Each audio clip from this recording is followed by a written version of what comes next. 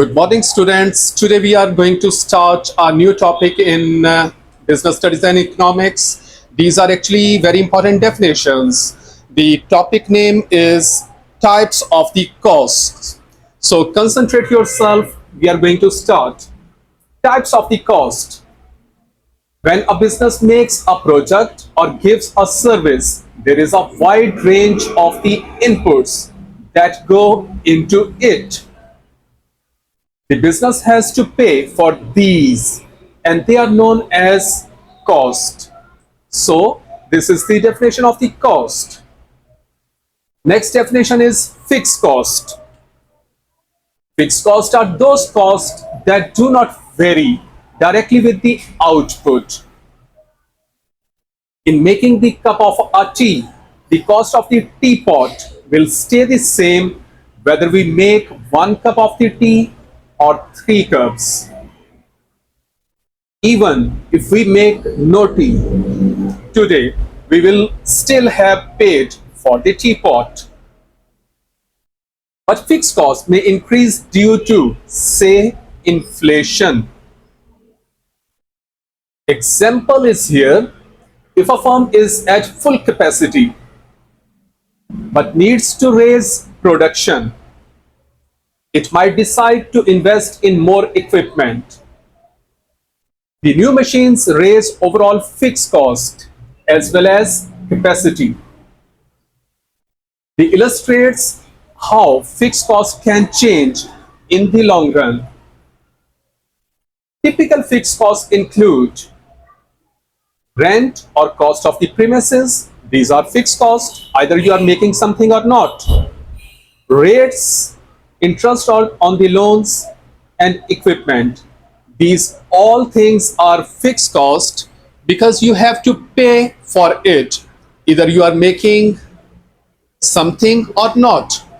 Either you are working on the full capacity or on the mid of the capacity or on the lower of the capacity.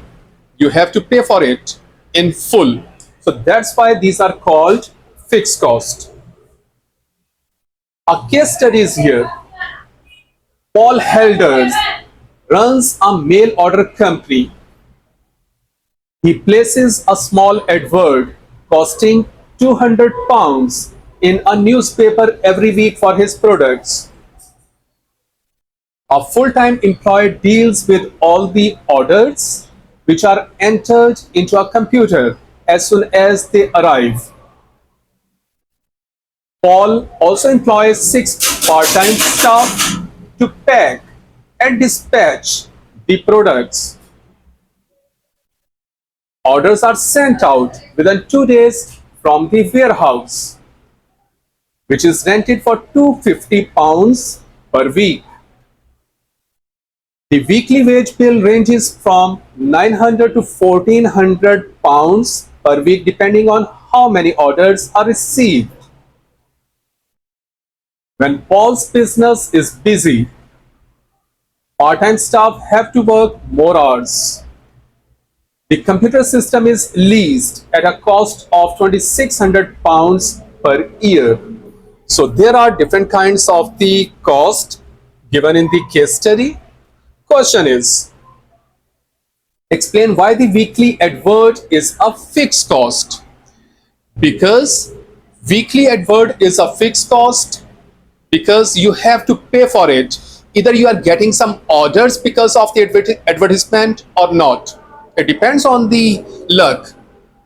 If luck is favoring you, the advertising, because of the advertising, you will get more of the orders, but it is not sure. So that's why weekly advert is a fixed cost. So look at the answer. Weekly advert is a fixed cost because it stays the same at all levels of the output in the short run. This is a fixed cost because it will not change as a result of the change in the output. Whether the business get more or less mail orders. In short run of Paul's Helder's business, but this fixed cost will be helpful in improving the business. Next question from the case study is suggest why the weekly rent might rise in the long run. Weekly rent. So this is quite obvious. Rent and rates normally increase with the passage of the time. Whatever the rents or rates were 10 years before, these are not the same at the date today. These are increased. So look at the answer now. Weekly rent might rise in the long run due to inflation for the existing premises, or if the pollholder's business get more mail orders, then the company will be in need of a bigger warehouse. The new bigger warehouse will be rented obviously at higher rates. This is called stepped fixed cost.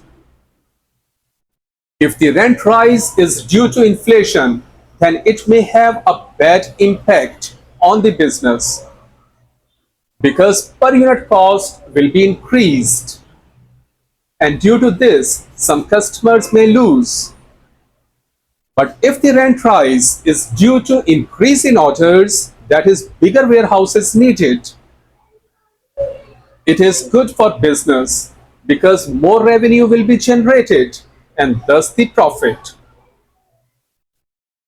Another question from the case study is, use the information above, calculate the weekly fixed cost of Paul's mails order business. So if you look at the case study again, the fixed costs are advertising cost, rent, computer system cost, and wage, because these are the things you have to pay in every circumstances. Either you are getting more order or less order or no order at all. So these are the fixed cost. And from the case study, the values for these things are here. After adding these values, these are 1400 pounds. So this is the weekly fixed cost for the business. Next definition is variable cost. Variable costs are those costs that vary directly with output. In making the cup of the tea, the cost of the tea will vary according to how many cups we make. 1 cup of tea uses 1 tea bag. 3 cups use 3 tea bags. If we make no tea, we will not use any tea bags at all. So it means the cost of the tea bags is a variable cost because it is varying with the output. Typical variable costs include ingredients or parts, packaging, wages of the production workers. So these are the variable costs because they are varying with the output. More the output, more ingredients, packaging, and wages of the production workers will be more. Less the production, less will be the cost. Next definition is semi-variable cost. Some production costs do not fit neatly into our definitions of fixed and variable cost. This is because they are not entirely fixed or variable cost. Labor is a good example of the semi-variable cost. If a firm employs a member of the staff on permanent basis, no matter what level of the output, then this is a fixed cost. But if this member of the staff is asked to work overtime at nights and weekends to cope with extra production levels, then the extra cost is variable. Such labor costs are said to be semi-variable cost. Another example could be the cost of the telephone charges. This often consists of a fixed or standing charge plus an extra rate which varies according to the number of the calls made. So these are semi-variable costs. Some cost can be fixed or variable depending on the type of the business. The electricity used for boiling the kettle will vary according to how much water we put in the kettle. However, we will have to put on the lights in the cafe and heat it even if we do not have any customers, because you have to maintain the environment in the cafe.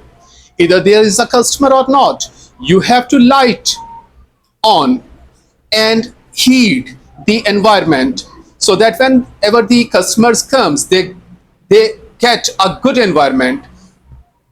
Therefore, electricity can be fixed cost and variable one. Wages can also be fixed or variable cost. Normally in production business, we say that direct labor is a variable cost and that the management and office staff are fixed cost. A case study is here. This is a scene of the hospital. Some patients are there, doctors, nurses are examining them. Question is here. Look at the photograph. State two examples each of fixed cost and variable cost which the hospital ward might incur. So the examples of the fixed cost are hospital building, machinery, heating bills, depreciation, etc. These all are fixed cost because you have to pay for it. Either there are patients who are paying you or not. Either there are more patients or less patients or no patient at all. You have to pay for all these things in all circumstances. That's why these all are fixed cost, because these are the costs which will stay same whether the number of the patients in the hospital is more or less. In the short run, it is important though that revenues increase at a faster rate than expenses. This is the important thing. Revenues should increase at a faster rate than expenses. Now we are going to discuss variable cost in the hospital. Medicines, stationery, electricity bill, overtime pay of the workers. These are the things which are directly connected to the number of the patients. More the patients, more medicine will be used, more stationery will be used, more electricity bill will be there, and more overtime pay should be given to the workers if there are more patients, and vice versa is also applicable, because these are the costs which will increase or decrease directly as the number of the patients in the hospital. It is important though that revenues increase at a faster rate than expenses. Another question is here. Explain which of the above costs would rise if more patients were admitted to the ward. Revenue cost, medicine, stationery, electricity bill, overtime pay of the workers will rise if more patients were admitted to the ward, because these are the costs which will increase or decrease directly as the number of the patients in the hospital. More the patients in the hospital, more will be the use of these items as well, and hence the cost of these items will rise. It is important though that revenues increase at a faster rate than expenses. Another question is here. Explain why some nursing cost on the ward might be semi-variable cost. This is important question. And answer is, if a hospital employs a number of the nursing staff on permanent basis, no matter what level of the patients are there in the hospital, this is a fixed cost because they are permanent members. So you have to pay for them. Either there is more patients or less or no patient at all. This cost is fixed if they are permanent members. But if some members of the staff are asked to work overtime at nights and weekends to cope with extra patients, then the extra cost which will be paid to these members is variable. Such labor costs are said to be semi-variable cost. It is important though that revenues increase at a faster rate than expenses. Okay, a firm's direct costs are those that can be directly linked to particular product lines. Examples include the cost of running the machinery used to manufacture the products, the cost of the raw materials used in the product, and the wages of the production workers. These are the direct costs because they are linked to the particular product lines. Indirect costs are known as overheads.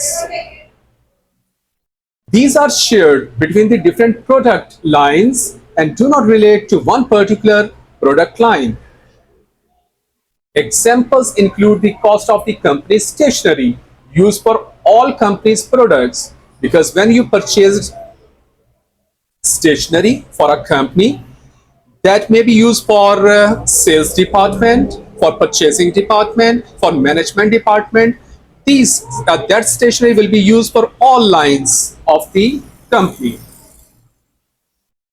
For all companies' product and services, salaries of the office staff who are involved with all company products, and the office and factory rent. These are the examples of the indirect cost. Direct costs are often variable and indirect costs are usually fixed in nature. Very important point this is. Startup cost. This is another new definition. Startup costs are the costs that occur when a new business is begun. Typical startup costs include fitting premises, equipment cost, decoration of the premises. So because these things are required before starting the business, so these are the examples of startup cost. Next definition is running cost.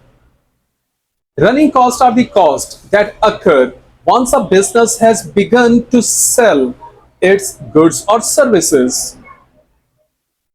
Typical running costs include raw materials or ingredients, electricity, wages, postage, and packing, because these are the costs which a business has to pay when begun to sell its goods or services.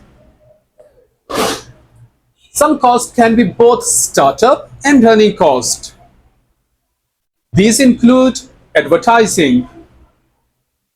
When done for the launch of the business, it is a startup cost, but after that, it becomes a running cost.